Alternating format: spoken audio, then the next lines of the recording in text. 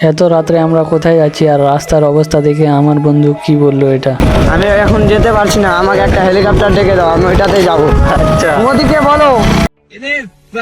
So hello guys, welcome back new another mini blog. অনেক দিন থেকে ব্লগ বানাচ্ছি না, কারণ ব্লগে না আসার কারণ হচ্ছে এত কষ্ট করে ভিডিও বানাই তাও তোমরা সাপোর্ট করো না। এত সব বাদ দিয়ে চলো কাজের কথায় আসা যাক। দেখতে খুব সহজ লাগলেও ভিডিও বানাতে অতটা সহজ না। সকাল সকাল চলে আসছিলাম আমি বাজার করতে, এখানে এখন মাছ নিচ্ছি। তারপরে বাজার করা শেষ হলে বাড়ির দিকে যাচ্ছিলাম আর এখানে অনেক জোরে বৃষ্টি চলে আসলো, তার জন্য এখানে একটু দাঁড়ালাম। তারপরে বাজার থেকে এসে দেখি এ পেয়ারা চুরি করতে চলে গেছে। দেখো দিন দুপুরে পেয়ারা চুরি করছে।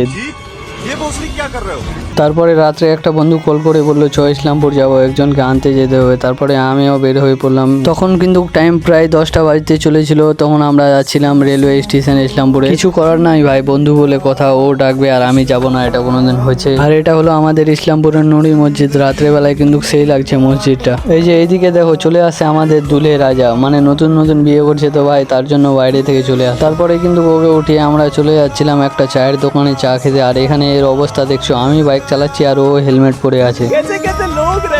তারপরে কিন্তু চলে আসি প্রায় 11টার দিকে। আমরা বৌদির দোকানে চা খেতে, দেখতে পাচ্ছ রুটি বানাচ্ছে এখন বৌদি। আরে এখানে কি ভাবতেছে ভাই।